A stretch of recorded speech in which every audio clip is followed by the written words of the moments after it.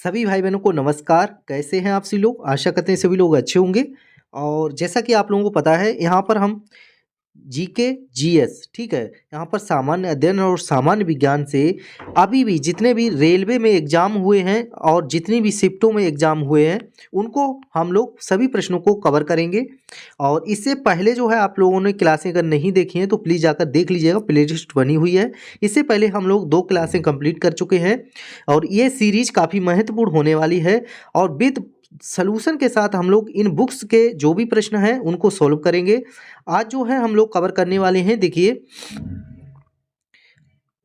आज जो है हम लोग RRB NTPC computer based exam 2019 में यहाँ पर स्टेज फर्स्ट वॉल्यूम, यहाँ पर इससे जो भी प्रश्न पूछे गए हैं जीके जीएस से, अर्थात यहाँ पर अभी तक जितनी परीक्षाएं हुई हैं और उनसे अगर कोई एग्ज़ाम में यहाँ पर प्रश्न पूछा गया है जीके जीएस से, तो उनको हम लोग सॉल्व करने वाले हैं। यहाँ पर आप सभी लोग देख सकते हैं, ये जो पेपर सेट है इसको आज सॉल्व करेंगे 29/12/2020 को। परीक्षा जो हुई थी 3 पीएम से लेकर के 4:30 पीएम तक, ठीक है।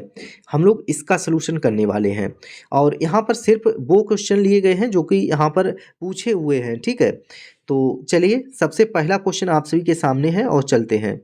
यहाँ पर अब हम लोग चलेंगे क्वेश्चन नंबर फर्स्ट पर।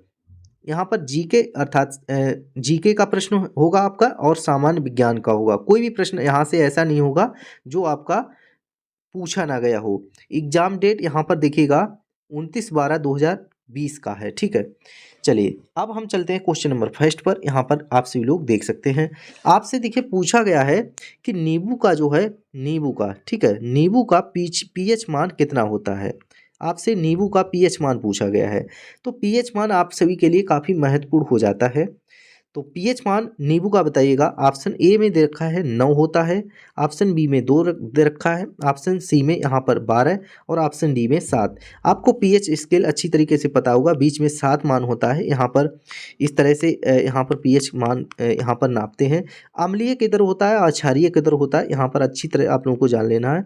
अगर पीएच का मान 7 से अधिक है तो यह क्षारीय होगा और पीएच का मान अगर 7 से कम है तो हो जाएगा अम्लीय, ठीक है। तो आपको पता होना चाहिए नींबू कैसा होता है, नींबू अम्लीय होता है, ठीक है। तो इसका पीएच मान भी यहाँ पर कम होगा, अर्थात यहाँ पर जो है पीएच मान नींबू का कितना हो जाएगा 2। तो पीएच मान एक क्या है, संख्या होती है जो कि विलयन की अम्लता और क्षारीयता को क्या करती है, प्रदर्शित करती है। और पीएच मान स्केल पीएच रिएक्टर पर नापते हैं हम लोग। इसके बाद यहाँ पर देखिएगा 0 से लेकर 14 तक होती है पीएच स्केल, बीच में होती है 7, ठीक है। और वे अम्लीय जिनका पीएच मान 7 से अधिक होता है वे क्षारीय होते हैं, ठीक है। कोई भी अम्ल है और वो कैसा है, क्षारीय होगा अगर 7 से 14 के बीच में। और अगर 1 से 7 के बीच देखा जाए तो वो अम्लीय होगा। तो पीएच मान यहाँ पर 2 होगा, किसका, नींबू का, ठीक है। यहाँ पर ध्यान रखना है। और यह कैसा होता है, तो अम्लीय होता है। इसमें पाए जाने वाले अम्ल का जो नाम है वो क्या होता है, सीट्रिक अम्ल, ठीक है। नींबू में कौन सा अम्ल पाया जाता है, सीट्रिक अम्ल, ध्यान रखना है, सीट्रिक अम्ल, ठीक है। इतना देख लिया। तो सिट्रिक अम्ल खट्टे पदार्थों में पाया जाता है, ये भी साइट्रिक अम्ल जो भी होता है यहाँ पर क्या, खट्टे पदार्थों में पाया जाता है। नींबू कैसा होता है, खट्टा होता है। जैसे कि यहाँ पर खट्टा पदार्थ कौन कौन सा होता है, संतरा होता है, ठीक है, मौसमी होती है जिसका जूस हम लोग पीते हैं। इसके बाद नींबू वो होता है, ठीक है। चलिए, इतना आप लोगों ने समझ लिया होगा। अब हम लोग चलेंगे क्वेश्चन नंबर नेक्स्ट पर। इसका देखिए जो भी डिटेल है आप लोगों को यहाँ पर मिल जाएगा हमारी पीडीएफ में, और पीडीएफ हम आपके साथ शेयर करेंगे टेलीग्राम पर, और टेलीग्राम का लिंक है वो आप लोगों को मिलेगा हमारे डिस्क्रिप्शन पर, ठीक है। इतना समझ लीजिएगा। तो ये पूरा डिटेल आप लोग हमारे टेलीग्राम पर पा सकते हैं। चलते हैं हम लोग अगले क्वेश्चन की तरफ। अगला क्वेश्चन आप सभी के सामने है। देखिए, आपसे इस क्वेश्चन में पूछा गया है, निम्नलिखित में से कौन सा एक यूनेस्को, ठीक है, आपसे पूछा है निम्नलिखित में से कौन सा एक यूनेस्को विश्व धरोहर स्थल नहीं है। देखिए, विश्व धरोहर स्थल आपको बताना है, ठीक है। तो आपसे ये पूछा गया इनमें से है कौन सा नहीं। अब आपको बताना है कि यहाँ पर 4 ऑप्शन दे रखे हैं, इनमें से कौन सा ऐसा है जो विश्व धरोहर नहीं है, विश्व धरोहर की सूची में नहीं है, यूनेस्को की विश्व धरोहर सूची में नहीं है। ऑप्शन फर्स्ट दे रखा है अजंता, की गुफाएं और औरंगा की गुफाएं, क्या ये हैं? तो बिल्कुल यहाँ पर आपको पता होना चाहिए, तो हैं। दूसरी है रानी की वाव और पाटन, ये भी है। तीसरा जंतर मंतर नई दिल्ली, भाई ये तो नहीं होगा, ठीक है।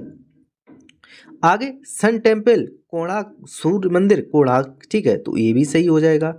अगर हम जुलाई 2021 तक की बात करें तो कितनी थी यहाँ पर 40 धरोहर स्थल जो है शामिल है, लेकिन अभी कितना है प्रेजेंट टाइम पे? शायद 48 है शायद, ठीक है।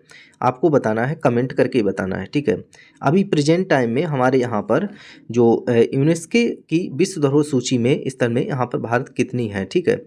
भारत की विश्व धरोहर की स्थल कितनी है, जिनमें से पहले जो है यहाँ पर 32 सांस्कृतिक थी, 7 प्राकृतिक थी और 1 मिश्रित थी, ठीक है। इतना आप लोगों को पता कल यहाँ पर होना चाहिए। इसके बाद बात करेंगे आगरा का किला जो है उत्तर वर्ष यहाँ पर 1983 में जो है यूनेस्को की विश्व धरोहर सूची में शामिल होने वाला भारत का पहला विरासत स्थल था। तो पहला जो है हमारा आगरा ही शामिल किया गया था विश्व धरोहर स्थल सूची में, और ये 1983 में ऐसा हुआ था, ठीक है। जबकि अजंता की गुफाएं महाराष्ट्र में होती हैं, अजंता की गुफाएं महाराष्ट्र में और सूर्य मंदिर उड़ीसा तथा रानी की वाव पाटन क्रमशः जो है 1983 में हुई, ठीक है। पहले कौन सा? अजंता की गुफाएं, ठीक है, 1983 में, और रानी की वाव पाटन गुजरात क्रमशः 1984 में, ठीक है। सूर्य मंदिर 1984 में शामिल हुआ विश्व धरोहर में, और रानी की वाव पाटन जो है 2014 में, ठीक है। 2000 ये सूर्य मंदिर ये रहा, रानी की वाव यहाँ पर 2014 में, ठीक है। इतना ध्यान रखना है, चलिए, ठीक है। चलिए आगे समझ चुके होंगे, अब चलेंगे अगले नेक्स्ट क्वेश्चन पर। अगला क्वेश्चन आप सभी के सामने है, देख सकते हैं, ठीक है। चलिए अब इस क्वेश्चन को आप सभी लोगों को बताना है। अगले क्वेश्चन में देखिए आपसे पूछा गया है पाइथन। पाइथन एक है, आपसे पूछा है पाइथन क्या है। ऑप्शन फर्स्ट दे रखा है प्रोग्रामिंग भाषा, ऑप्शन सेकंड दे रखा है ऑपरेटिंग सिस्टम, ऑप्शन थर्ड दे रखा है माइलवेयर, और ऑप्शन फोर दे रखा है वेब ब्राउजर, ठीक है। ये चारों ऑप्शन आपके सामने हैं। आपसे पाइथन एक पूछा गया क्या चीज़ है, पाइथन के बारे में आपको बताना है। क्या ये एक प्रोग्रामिंग भाषा है, या फिर ऑपरेटिंग सिस्टम है, या फिर वेब ब्राउजर है, ठीक है। तो पाइथन एक उच्च स्तरीय object oriented open source interrupted programming भाषा है, ठीक है। पाइथन क्या है? एक भाषा है, आपको ध्यान रखना है, प्रोग्रामिंग भाषा है जिसको पाइथन कहते हैं, वो एक प्रोग्रामिंग भाषा है और एक जनरल पर्पज लैंग्वेज है जिसका उपयोग एप्लीकेशन डेवलपमेंट और सॉफ्टवेयर डेवलपमेंट के लिए किया जाता है, ठीक है। इतना आप लोग ध्यान रखना है। ये रहा आपका सलूशन। चलते हैं आगे। देखिए अगले क्वेश्चन में आपसे पूछा गया है किसी व्यक्ति के निकट दृष्टि दोष को सुधारने के हेतु किस लेंस का प्रयोग किया जाता है। आपको अब बताना है कि कोई भी व्यक्ति है जिसको निकट की वस्तुएं दिखाई देती हैं तो हम उसको बोलेंगे निकट दृष्टि दोष। उसको हम सुधारने के लिए जो है किस लेंस का प्रयोग करेंगे। क्या हम अपसारी लेंस लगाएंगे, या फिर द्विफोकल लेंस लगाएंगे, या फिर बेलनाकार लेंस लगाएंगे, या फिर अभिसारी लेंस लगाएंगे। तो यहाँ पर आपको बताना है हम इसको सुधारने के लिए कौन सा लेंस यूज करेंगे, बताइएगा। देखिए यहाँ पर जो है हम बात करेंगे अपसारी लेंस, ठीक है। कौन सा यूज करेंगे? अपसारी लेंस। अगर हमारा निकट दृष्टि दोष है तो हम यूज करेंगे अपसारी लेंस। तो निकट दृष्टि दोष में नेत्र गोलक के लंबे हो जाने या कार्निया तथा लेंस के अधिक उत्तल हो जाने के कारण फोकस बिंदु जो एवं रेटिना के बीच की दूरी क्या होती है? बढ़ जाती है। फोकस बिंदु और रेटिना के बीच की दूरी क्या है? बढ़ जाती है, और जिस कारण वस्तु का प्रतिबिंब जो है रेटिना पर ना बनकर रेटिना के आगे बनता है, ठीक है। कहाँ? रेटिना के आगे बनता है। तो यहाँ पर दिखेगा ऐसे, ये रेटिना है तो लेंस यहाँ पर बन जाता है क्या? प्रतिबिंब। अतः पास की वस्तुओं को तो साफ, परंतु दूर की वस्तुएं क्या करती हैं? धुंधली दिखाई देती हैं, ठीक है। दूर की क्या है? धुंधली दिखाई देती हैं। इसलिए हम इस दोष को दूर करने के लिए क्या करते हैं, अवतल लेंस। देखिए या तो हम यहाँ बोलेंगे अवतल लेंस, ठीक है, अवतल लेंस या अपसारी लेंस, ठीक है, का प्रयोग करेंगे। समझ चुके होंगे आप लोग।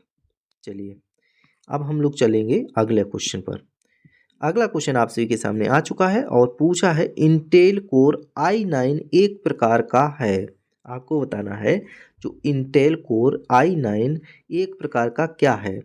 एंटीवायरस है, प्रोसेसर है, मदरबोर्ड है, हार्ड डिस्क है।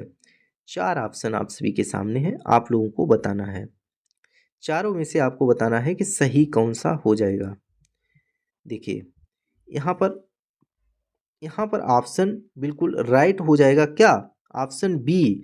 भाई एक प्रोसेसर है ये, इंटेल कोर i9 एक क्या है, प्रोसेसर है, ठीक है। हम यहाँ पर फिल कर देंगे इंटेल कोर i9 एक प्रकार का प्रोसेसर है। और प्रोसेसर का कार्य क्या होता है ये भी जान लीजिएगा। जिन्हें थ्रेड्स के रूप में जाना जाता है प्रोसेसर को, उनके कार्य निर्धारित कार्यों को निष्पादित करना है। i9 CPU में इंटेल हाइपर स्थिरटिंग तकनीकी है। यह प्रत्येक कोर को तेजी प्रदान करने के साथ दो थ्रेड्स को संशोधित करने सक्षम है, ठीक है। क्या है, प्रोसेसर है। ये रहा आपका सॉल्यूशन। यह प्रत्येक कोर को तेजी प्रदर्शित करने के लिए एक साथ दो थ्रेड्स को संसाधित करने में सक्षम बनाता है। चलिए अब चलते हैं अगला क्वेश्चन, काफी महत्वपूर्ण है, देखिएगा। आपसे पूछ लिया गया है हुमायूं नामा जो है किसके द्वारा लिखी गई थी। ऑप्शन फर्स्ट गुलबदन बेगम के द्वारा, ऑप्शन सेकंड बाबर के द्वारा, ऑप्शन थर्ड अकबर के द्वारा, ऑप्शन फोर नूरजहां के द्वारा। तो चार ऑप्शन आप सभी के सामने हैं, जल्दी से कमेंट कर दीजिएगा, ठीक है। आप लोग जल्दी से कमेंट कर दीजिएगा। हुमायूं नामा जो है किसके द्वारा लिखी गई। ऑप्शन फर्स्ट बिल्कुल सही होगा, गुलबदन बेगम के द्वारा हुमायूं नामा लिखी गई, ठीक है।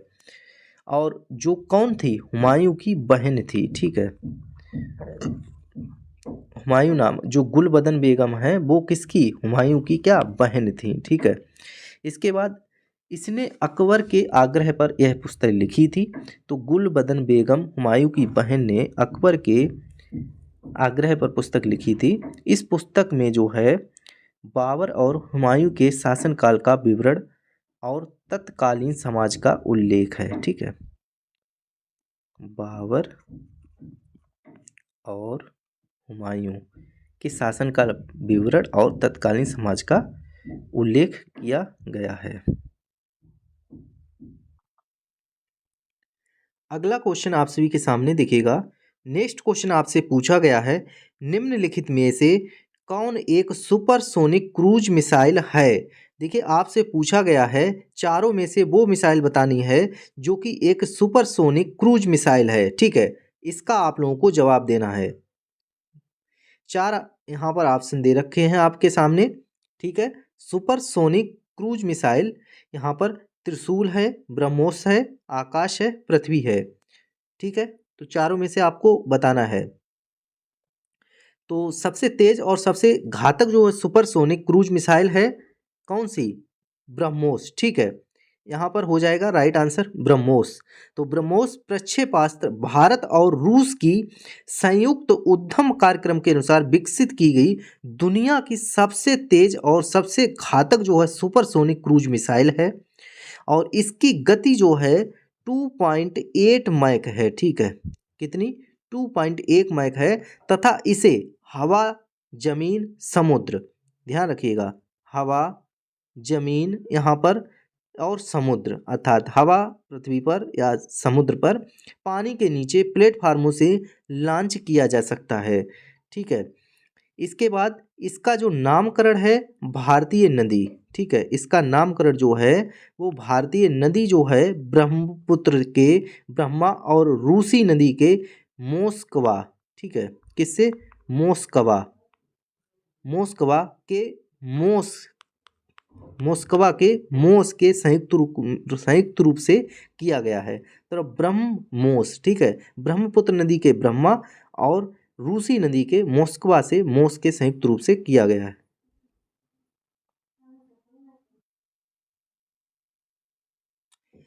अगला क्वेश्चन आप सभी के सामने यहाँ पर, चलिए चलेंगे नेक्स्ट क्वेश्चन पर। इसका चलिए डिटेल देख लेते हैं, इसके बाद अगले क्वेश्चन पर चलते हैं। तो यहाँ पर आपको मैंने बता दिया है, इसका नामकरण बता दिया और यहाँ पर इसकी स्पीड भी बता दी, ठीक है। अब चलेंगे अगले क्वेश्चन पर। नेक्स्ट क्वेश्चन देखिए, यहाँ पर आपसे पूछा गया है जिम कॉर्बेट राष्ट्रीय उद्यान किसमें स्थित है, ठीक है, कहाँ स्थित है, आपसे पूछा गया है जिम कॉर्बेट राष्ट्रीय उद्यान आपको बताना है कहाँ स्थित है, ठीक है। तो गुजरात में स्थित है, उत्तराखंड में, कर्नाटक में, राजस्थान में। चार ऑप्शन आप सभी के सामने है, आपको चारों में से एक राइट आंसर बताना है कि जिम कॉर्बेट राष्ट्रीय उद्यान कहाँ स्थित है। और ये देखिएगा, ये पेपर पूछा हुआ है सभी का सभी, ठीक है, आरआरबी एनटीपीसी 2019 में पूछा हुआ प्रश्न है। और डेट जो है एग्जाम डेट की अगर हम बात करें तो यहाँ पर 29/12/2021 को पूछा हुआ प्रश्न है, ठीक है, प्रश्न जो है। चलिए अब यहाँ पर बताइएगा राइट आंसर क्या होगा। तो ये है उत्तराखंड में, ठीक है। तो जिम कॉर्बेट नेशनल पार्क जो है भारत के सबसे पुराना राष्ट्रीय उद्यान है। जिम कॉर्बेट राष्ट्रीय उद्यान जो है सबसे पुराना राष्ट्रीय उद्यान है और यह जिसे वर्ष 1936 में, कब 1936 में हैली नेशनल पार्क के रूप में स्थापित किया गया था।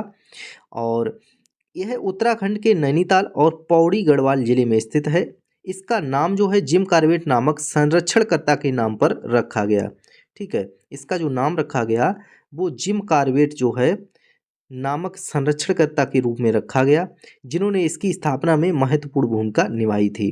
तो करेक्ट आंसर क्या हो जाएगा, उत्तराखंड, ठीक है। जिम कॉर्बेट राष्ट्रीय उद्यान जो है, नेशनल राष्ट्रीय उद्यान कहाँ है, उत्तराखंड में, ठीक है। चलिए चलेंगे अगले क्वेश्चन की तरफ। अगला क्वेश्चन देखिए, आपसे इसे पूछा गया है यहाँ पर जीएसटी भारत में अधिरोपित एक अप्रत्यक्ष कर है। जीएसटी का पूर्ण रूप है, आपको बताना है जीएसटी का पूर्ण रूप क्या है। देखिए ये प्रश्न आपसे घुमा फिरा कर कभी भी पूछ लिया जाता है किसी भी एग्जाम में, ध्यान रखना है। जीएसटी की फुल फॉर्म तो गुड्स एंड सरचार्ज टैक्स को कहते हैं, या फिर गुड्स एंड सर्विस टैक्स को कहते हैं, या फिर जनरल सर्विस टैक्स को कहते हैं, या फिर जनरल स्ट्रक्चर ऑफ टैक्स को कहते हैं। तो जीएसटी भारत में अधिरोपित एक अप्रत्यक्ष कर है और जीएसटी का पूर्ण रूप क्या है। तो अप्रत्यक्ष रूप से कर आप लोगों को देना पड़ रहा है, उसको क्या बोलेंगे, देखिएगा ऑप्शन बी सही हो जाएगा, गुड्स एंड सर्विसेज टैक्स, ठीक है, बिल्कुल ऑप्शन बी सही होगा, वस्तु एवं सेवा कर, ठीक है। तो गुड्स एंड सर्विसेज टैक्स ध्यान रखना है आपको, ये काफ़ी जरूरी है, ठीक है।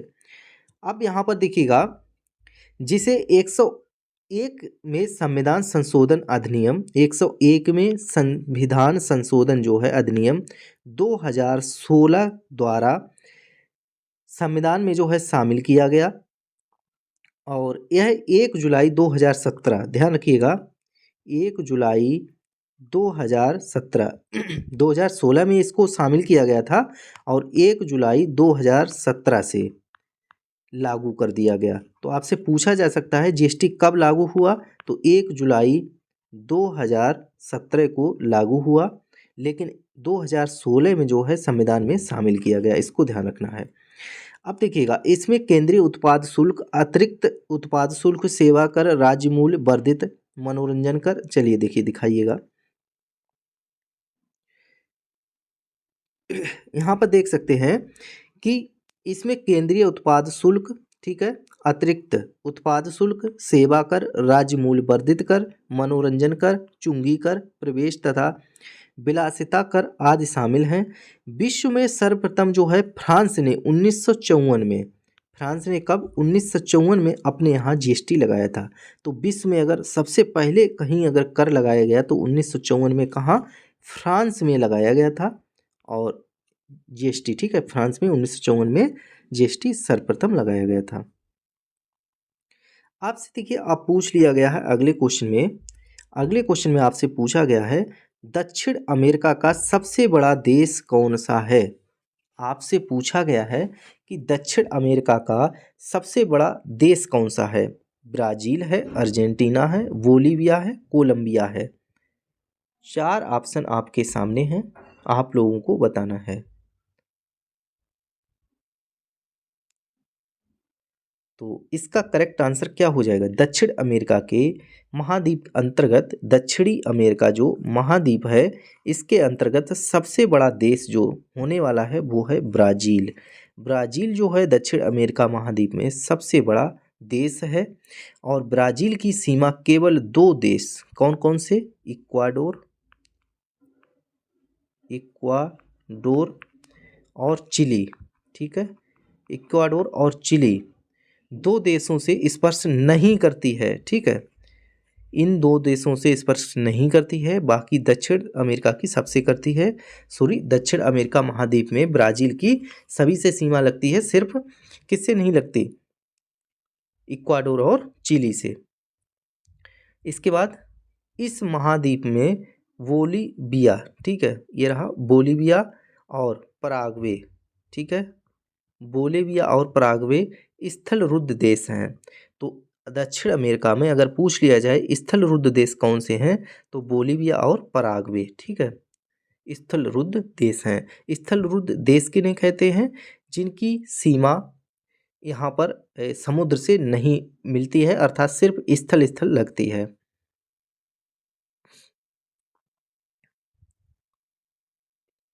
आ जाइएगा अगले क्वेश्चन पर। भारत का केंद्रीय औषधि अनुसंधान संस्थान कहाँ स्थित है? आपसे पूछा गया है केंद्रीय औषधि अनुसंधान संस्थान। ठीक है, दिल्ली में है, हैदराबाद में है, मुंबई में है, लखनऊ में है। बताइएगा चारों में से कहाँ है? अगर आपसे केंद्रीय औषधि अनुसंधान संस्थान पूछा जाए तो आपको बताना है कहाँ है चारों में से, बताइएगा। तो इसका राइट आंसर क्या हो जाएगा? बताइएगा। लखनऊ बिल्कुल सही रहने वाला है। भारत का केंद्रीय औषध अनुसंधान संस्थान, और इसकी स्थापना कब हुई? तो 17 फरवरी 1951। ठीक है, 17 फरवरी 1951 को हुई। और इस संस्थान का उद्घाटन उत्तर प्रदेश के लखनऊ में पंडित जवाहरलाल नेहरू के द्वारा किया गया। यह जैव चिकित्सा अनुसंधान के क्षेत्र में एक अग्रणी अनुसंधान संस्थान है। और अगर आपसे देखिए भारतीय कृषि अनुसंधान संस्थान पूछा जाए तो कहाँ होगा? नई दिल्ली। ठीक है, कहाँ हो जाएगा? नई दिल्ली। ओके, तो इतना ध्यान रखना है आप लोगों को। अब हम लोग निकलते हैं अगले क्वेश्चन की तरफ। ठीक है, चलिएगा नेक्स्ट क्वेश्चन आप लोगों के सामने है, बताइएगा। एंट्रिक्स, ठीक है, आपसे पूछा है Antrix corporation limited. Antrix corporation limited Bengaluru क्या है? आपको बताना है एंट्रिक्स कारपोरेशन लिमिटेड बेंगलुरु क्या है। ऑप्शन फर्स्ट है फिल्म प्रोड्यूसिंग कंपनी है, या फिर इसरो की एक मार्केटिंग शाखा है, या फिर मोबाइल मैन्युफैक्चरर्स मोबाइल निर्माता है, या फिर विद्युत वितरण कंपनी है। आपको बताना है इन चारों में से करेक्ट आंसर क्या होगा। एंट्रिक्स कारपोरेशन लिमिटेड बेंगलुरु क्या है, बताइएगा। तो इसका जो है राइट आंसर क्या हो जाएगा? ऑप्शन बी बिल्कुल सही रहने वाला है। देख सकते हैं एंट्रिक्स जो है कारपोरेशन लिमिटेड बेंगलुरु एक इसरो की मार्केटिंग शाखा है। ठीक है, तो इतना आप लोगों को पता होना चाहिए। तो इसके बाद यहाँ पर आप लोग देखेंगे एंट्रिक्स कारपोरेशन लिमिटेड की जो स्थापना हुई वो कब हुई? तो 1992 में। ठीक है, 1992 एंट्रिक्स कारपोरेशन लिमिटेड की स्थापना हुई, और यह भारतीय अंतरिक्ष अनुसंधान संगठन इसरो की एक मार्केटिंग शाखा है। ठीक है, कैसी है? मार्केटिंग शाखा है। तो इतना आप लोग समझ चुके होंगे। अब चलेंगे हम लोग अगले क्वेश्चन पर। अगला क्वेश्चन आप सभी से देखिए क्या पूछा गया है, देख सकते हैं। निम्नलिखित में से कौन सा स्थान यूरेनियम के खनन के लिए प्रसिद्ध है? आपको बताना है कि यूरेनियम के खनन के लिए कौन सा स्थान जो है फेमस है? रानीगंज, कोरबा, जादूगोड़ा, पन्ना। ये 4 ऑप्शन आपको दे रखे हैं, चारों में से बताना है आपको सही वाला आंसर क्या होगा। अच्छा, यहाँ पर हम बात करें झारखंड के सिंहभूम जिले में स्थित है कौन सा जादूगोड़ा? ठीक है, जादूगोड़ा जो है झारखंड के, देखिए जादूगोड़ा बिल्कुल सही आंसर होगा, जो कि झारखंड के कहाँ स्थित है? देखिए झारखंड के सिंहभूम, ठीक है, कहाँ? सिंहभूम जिले में स्थित है। यहाँ यूरेनियम खानों के लिए प्रसिद्ध है और यूरेनियम एक परमाणु ईंधन है। ठीक है, यूरेनियम क्या है? परमाणु ईंधन है। अच्छे से पढ़ा होगा आपने 9, 10, 11, 12 में। और इसका अगर हम बात करें यूरेनियम का प्रतीक क्या है, तो यू है। ठीक है, अगर परमाणु क्रमांक की बात करें, परमाणु क्रमांक इसका क्या होगा, तो 92 परमाणु क्रमांक इसका रहने वाला है। आपने लिखा देखा होगा 92 यूरेनियम 235। ठीक है, चलिए आगे जो है अगला क्वेश्चन आपका आ जाएगा। तो अगला क्वेश्चन आपको देखना है, देखिएगा पूछा है भारत की सबसे लंबी राजमार्ग सुरंग कौन सी है? आपको बताना है भारत की सबसे लंबी राजमार्ग सुरंग कौन सी है? तो आठ टनल सुरंग है, या फिर रोहतांग सुरंग है, अटल सुरंग है, जवाहर सुरंग है। 4 सुरंगों के नाम दे रखे हैं, तो हमसे सबसे लंबी सुरंग जो है पूछी गई है, तो जिसका यहाँ पर नाम हो जाएगा क्या? 9.02 किलोमीटर लंबी जो सुरंग है, 3000 मीटर की ऊंचाई पर बनी हुई सुरंग है और यह दुनिया की सबसे लंबी राजमार्ग सुरंग है। तो कौन सी है? अटल सुरंग। ठीक है, अटल सुरंग की जो लंबाई है वो कितनी है? 9.02 किलोमीटर लंबी तथा 3000 मीटर की ऊंचाई पर स्थित है। दुनिया की सबसे लंबी राजमार्ग सुरंग है। यह कहाँ से होकर निकलती है? तो यह पीर पंजाल, ठीक है, पीर पंजाल से होकर गुजरती है। इस सुरंग से मनाली और लेह के मध्य की दूरी में 46 किलोमीटर की कमी आई है। अगर लेह और मनाली के बीच की दूरी देखी जाए तो कितनी? 46 किलोमीटर की दूरी कम हो गई है। अगला क्वेश्चन आप सभी के सामने चलिएगा। अगले क्वेश्चन में आपसे देखिए पूछा गया है, ठीक है, निम्नलिखित में से कौन सी नदी अरब सागर में गिरती है? ताप्ती, गोदावरी, महानदी, कृष्णा। आपसे देखिए पूछा गया अरब सागर में गिरने वाली कौन सी नदी है, बताइएगा। 4 नदियों के नाम आपके सामने हैं, चारों में से एक नदी वह है बताइएगा जो अरब सागर में गिरती है। ठीक है, तो आपने देखा होगा नर्मदा ताप्ती का खूब नाम सुना होगा। ठीक है, तो नर्मदा ताप्ती का नाम सुना हुआ, तो ताप्ती नदी जो है कहाँ? अरब सागर में गिरती है। तो ताप्ती नदी मध्य प्रदेश के बैतूल जिले में सतपुड़ा श्रेणियों से निकलती है। ये निकलती कहाँ से है ताप्ती नदी? तो एमपी के, मध्य प्रदेश के बैतूल जिले से। कहाँ? बैतूल जिले के सतपुड़ा जो है श्रेणियों से निकलती है। तो सतपुड़ा से निकलती है। यह नर्मदा नदी के क्या समानांतर भ्रंश घाटी में बहती है। इसकी लंबाई टोटल कितनी है ताप्ती नदी की? तो 724 किलोमीटर है।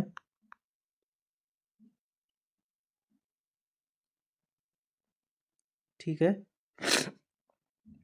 यह अरब सागर में स्थित कहाँ गिरती है? देखिए ये गिरती कहाँ है, तो यह अरब सागर के खम खम्भात, ठीक है, खम्बात खाड़ी में जो है गिरती है। आपको ये भी ध्यान रखना है, खम्बात खाड़ी में गिरती है। और इसकी सहायक नदियाँ कौन कौन सी हैं? पूड़ा, ठीक है, ताप्ती नदी की सहायक नदियाँ क्या हैं? गिरना पूड़ा, गिरना, पंझरा और अनेर है।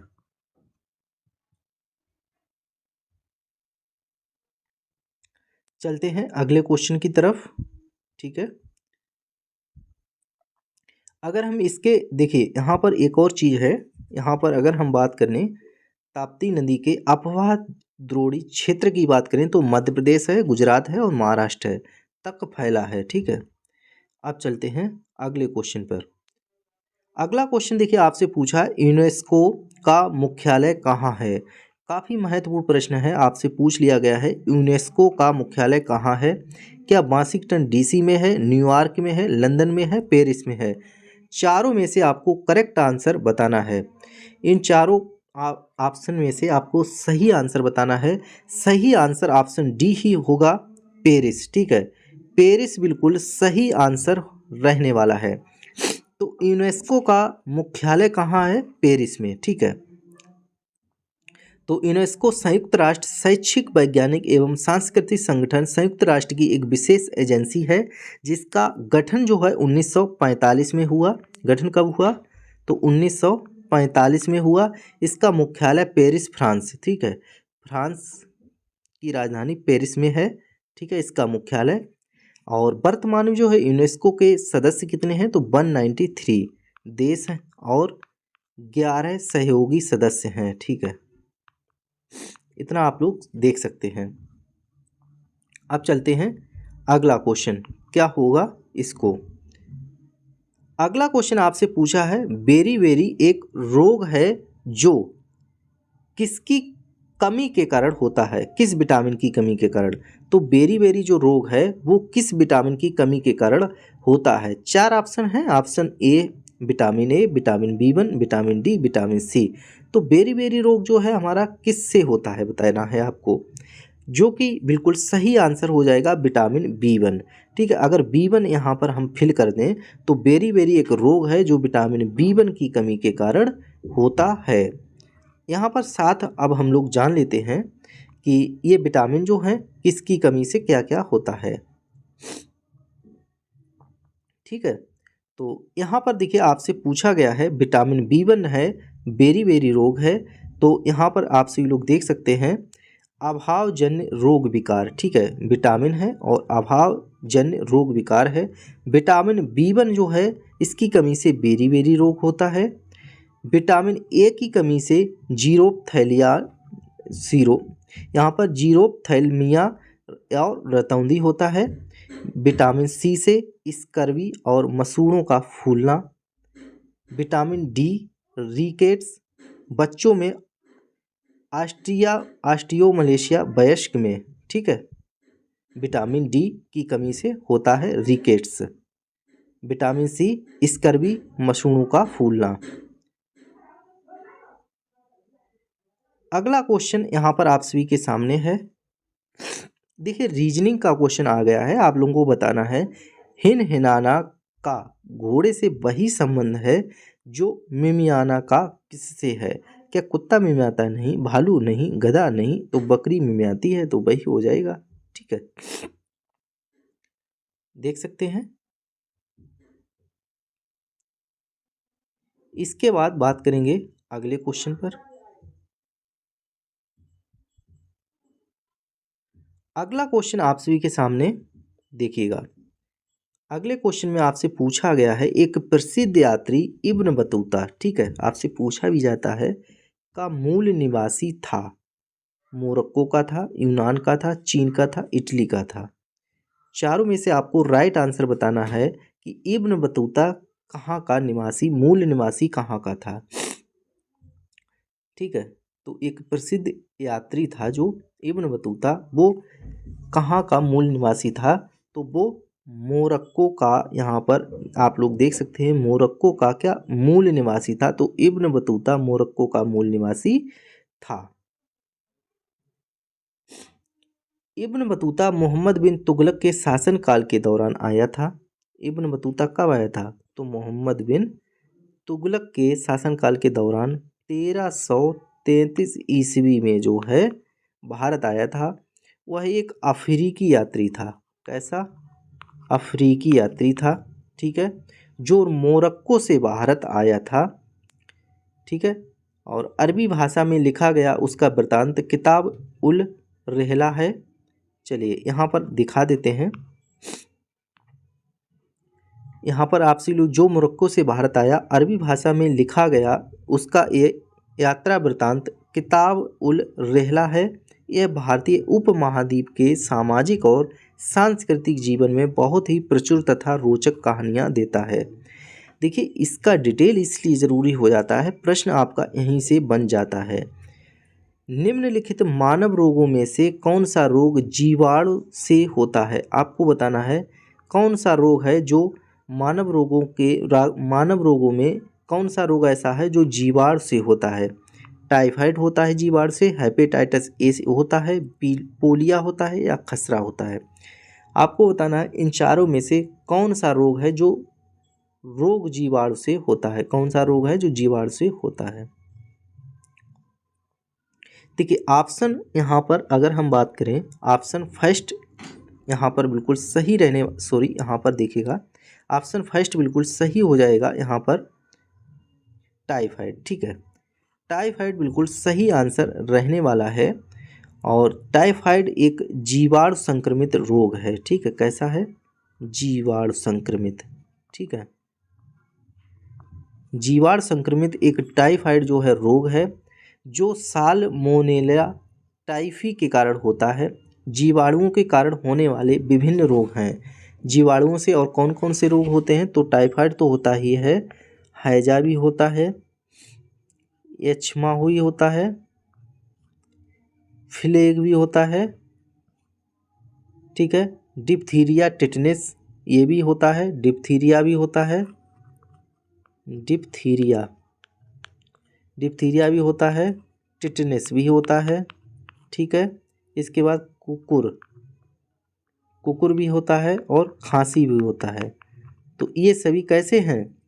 यहाँ पर जीवाणु से होने वाले, यहाँ पर जीवाणुओं के कारण होने वाले विभिन्न रोग हैं, देख सकते हैं। अब चलेंगे अगले क्वेश्चन पर। अगला क्वेश्चन आपसे से देखिए पूछा गया है। अगले क्वेश्चन में पूछा है, निम्नलिखित में से कौन सा देश सार्क का सदस्य है? आपको बताना है सार्क का सदस्य कौन सा है। चीन है, म्यांमार है, मॉरिशस है, अफगानिस्तान है। आपसे ये पूछा गया है कि इन जो देश दे रखे हैं इनमें से कौन जो है सार्क का सदस्य है। ठीक है, सार्क का सदस्य कौन सा है आपसे पूछा गया है। तो देखिए, यहाँ पर अफगानिस्तान जो है सार्क का सदस्य नहीं है। सार्क दक्षिण एशियाई क्षेत्र सहयोग संगठन जो है की स्थापना कब हुई थी? तो इसकी स्थापना कब हुई थी? तो 8 दिसंबर जो है 1985 को यहाँ पर इसकी स्थापना हुई थी सार्क की। ठीक है, 1985 और को ढाका के सार्क में घोषणा पत्र पर हस्ताक्षर की गई थी और 2005 में आयोजित 13वें शिखर सम्मेलन में अफगानिस्तान सार्क का नया सदस्य बना। ठीक है, 2005 में जो है अफगानिस्तान नया सदस्य बना। सार्क का मुख्यालय और सचिवालय नेपाल के काठमांडू में स्थित है। सार्क में 8 सदस्य हैं। ठीक है, अफगानिस्तान है, बांग्लादेश है, भूटान, भारत, मालदीव, नेपाल, पाकिस्तान और श्रीलंका। ठीक है, तो यहाँ पर हम बात करेंगे अफगानिस्तान। यहाँ पर मैंने पहले यहाँ पर बोलता अफगानिस्तान नहीं है, नहीं अफगानिस्तान है। ठीक है, चीन नहीं है, म्यांमार नहीं है, मॉरिशस नहीं है। ठीक है, तो यहाँ पर बात करेंगे जो सार्क का सदस्य है ये कब 2005 में जो है बना, 13वें शिखर सम्मेलन में। इसके बाद यहाँ पर आप लोग देखेंगे तो मैंने बता दिया है यहाँ पर जो सार्क के सदस्य कौन कौन से हैं। अफगानिस्तान है, बांग्लादेश है, ठीक है, भूटान है, भारत है, मालदीव है, नेपाल है, पाकिस्तान है और श्रीलंका है। अगला यहाँ पर आप सभी के सामने यहाँ पर देख सकते हैं। अगला क्वेश्चन है, संविधान के जनक के रूप में किसे जाना जाता है? काफ़ी सिंपल सवाल है। डॉक्टर भीमराव अंबेडकर, राजेंद्र प्रसाद, एक डॉक्टर के मुंशी, श्री सच्चिदानंद। ठीक है, आपसे ये पूछा है संविधान के जनक, भारतीय संविधान के जनक के रूप में किसे जाना जाता है। ठीक है, आपको चारों ऑप्शन में से सही आंसर बताना है, जो कि हो जाएगा डॉक्टर भीमराव अंबेडकर को भारतीय संविधान के जनक के रूप में जाना जाता है। अंबेडकर की कानूनी विशेषज्ञता और विभिन्न देशों के संविधान का ज्ञान संविधान के निर्माण में बहुत मददगार साबित हुआ। ठीक है, वह संविधान सभा की मसौदा समिति के अध्यक्ष बने और भारतीय संविधान को तैयार करने में महत्वपूर्ण भूमिका निभाई। चलिए अगला क्वेश्चन आपसे है, देखिएगा, पूछा है जातक कथाएं से संबंधित हैं। जातक कथाएं किससे संबंधित हैं? सिख धर्म से, बौद्ध धर्म से, जैन धर्म से, हिंदू धर्म से। जो जातक कथाएं हैं वो किससे संबंधित हैं, आपको सही आंसर बताना है। तो जातक कथाएं जो हैं बुद्ध रिलीजन, ठीक है, किससे? यहाँ पर बौद्ध धर्म से संबंधित हैं। जातक कथाएं बौद्ध धर्म से संबंधित हैं, ध्यान रखना है। ठीक है, और जो गौतम बुद्ध के पिछले जन्मों के बारे में हैं, जातक कथाएं जो हैं साहित्य रचनाएं हैं जो गौतम बुद्ध के पिछले जन्मों के बारे में हैं। और ये बौद्ध ग्रंथ त्रिपिटक, ठीक है, बौद्ध ग्रंथ जो है क्या? त्रिपिटक का भाग है। बौद्ध धर्म की स्थापना गौतम बुद्ध ने 5वीं शताब्दी ईसा पूर्व में की थी और इनका जन्म लगभग 563 ईसा पूर्व जो है हुआ था। ठीक है, तो चलिए आगे चलेंगे अब हम लोग नेक्स्ट क्वेश्चन पर। आपसे देखिए पूछा गया है कावेरी जल विवाद के बीच है। आपसे कावेरी जल विवाद के बीच क्या है? कर्नाटक और तेलंगाना है, कर्नाटक और गोवा है, कर्नाटक और आंध्र प्रदेश है, या फिर कर्नाटक और तमिलनाडु है। तो कर्नाटक तो है ही है, इसके साथ बताना है कि क्या तेलंगाना है, गोवा है, आंध्र प्रदेश है या तमिलनाडु है। आपसे ये पूछा है कावेरी जल विवाद, ठीक है। तो कावेरी जल विवाद में ऑप्शन डी सही होगा, कर्नाटक और तमिलनाडु जो है। कावेरी एक अंतरराज्यीय नदी है। केरल, कर्नाटक, तमिलनाडु और पुदुचेरी इस नदी के बेसिन के अंतर्गत आते हैं और ब्रिटिश राज के समय से ही कावेरी जल बंटवारा विवाद विशेष के रूप में कर्नाटक और तमिलनाडु के बीच है। दोनों राज्यों के कई जिले सिंचाई के लिए कावेरी पर निर्भर है। अंतरराज्यीय नदी जल विवाद निपटारे हेतु प्रावधान भारतीय संविधान के अनुच्छेद 262 में है। आपसे अगर पूछा जाए अंतरराज्यीय नदी जल विवाद जो है, नदी जल विवाद निपटारे हेतु प्रावधान जो है भारतीय संविधान 262 में है। आ चुके हैं हम लोग अगले क्वेश्चन पर। गीत गोविंद किसने लिखा? आपसे पूछा है गीत गोविंद किसने लिखा? जयदेव, मीराबाई, रसखान, सूरदास। तो आप लोग इसका एकदम से सटीक आंसर दे सकते हैं, जो कि यहाँ पर गीत गोविंद के हो जाएंगे रचयिता कौन? जयदेव। ठीक है, तो रचना जो है महाकवि जयदेव 12वीं शताब्दी में यहाँ पर संस्कृत भाषा में की थी, संस्कृत भाषा में की थी। तो गीत गोविंद की रचना जयदेव ने 12वीं शताब्दी में संस्कृत में की थी। यह एक गीत काव्य है जिसमें प्रत्यक्ष रूप से कृष्ण और राधा की प्रेम लीलाओं का नाटकीय प्रस्तुतीकरण किया गया है। गीत गोविंद में कुल 12 अध्याय हैं और जिन्हें 24 भागों में बांटा गया है।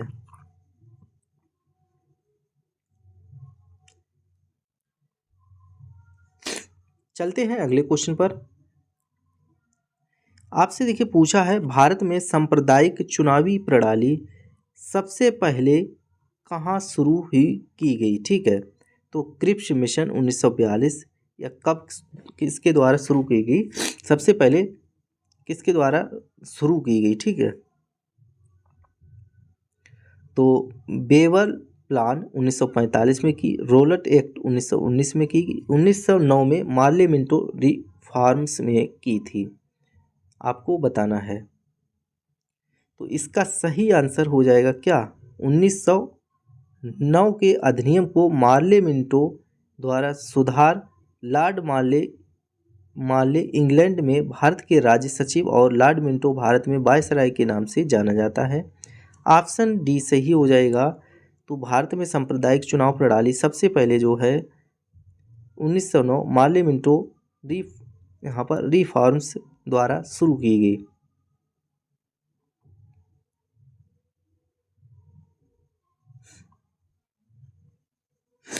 देख सकते हैं यहाँ पर आप सभी लोग देख सकते हैं, भारत के राज्य सचिव और लॉर्ड मिंटो भारत में वायसराय के नाम जाने थे। इस अधिनियम ने पृथक निर्वाचन के आधार पर मुस्लिमों के लिए सांप्रदायिक प्रतिनिधित्व का प्रावधान किया। इसके अंतर्गत मुस्लिम समुदाय का चुनाव मुस्लिम मतदाता ही कर सकते थे। इसलिए लॉर्ड मिंटो का सांप्रदायिक निर्वाचन के रूप में जनक के रूप में जाना जाता है। चलिए अगला क्वेश्चन आपसे देखिए पूछा गया है, कैबिनेट मिशन वर्ष में भारत आया। आपसे ऐसे पूछा जाता है भारत में जो है कैबिनेट मिशन कब आया? 1946, 1941, 1940, 1943। देखिए यहाँ पर हम बात कर लेते हैं कब आया। तो प्रधानमंत्री एटली ने 15 फरवरी 1946 ईस्वी को भारतीय संविधान सभा की स्थापना और तत्कालीन ज्वलंत समस्याओं पर भारतीय विचार विमर्श के लिए कैबिनेट मिशन को भारत में भेजने की घोषणा की। तो 24 मार्च 1946 ईस्वी को कैबिनेट मिशन भारत आया। तो भारत कब आया? तो 1946 में आया। ठीक है, 1946 में जो है कैबिनेट मिशन भारत आया। इस शिष्टमंडल में कुल तीन सदस्य भारत सचिव लॉर्ड पैथिक लॉरेंस, व्यापार बोर्ड के अध्यक्ष स्टेफोर्ड किप्स, नौसेना के प्रमुख एबी अलेक्जेंडर थे। ठीक है, इसके बाद मिशन यहाँ पर संविधान सभा का गठन कैबिनेट मिशन योजना के तहत वर्ष 1946 में हुआ। कैबिनेट मिशन पैथिक लॉरेंस के नेतृत्व में आया था।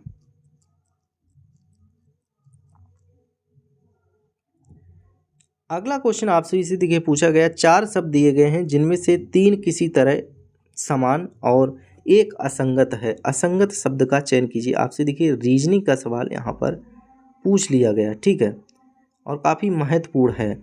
ऑप्शन फर्स्ट तेंदुआ, ऑप्शन सेकंड बाघ, ऑप्शन थर्ड जंगली बिल्ली और ऑप्शन 4 लोमड़ी।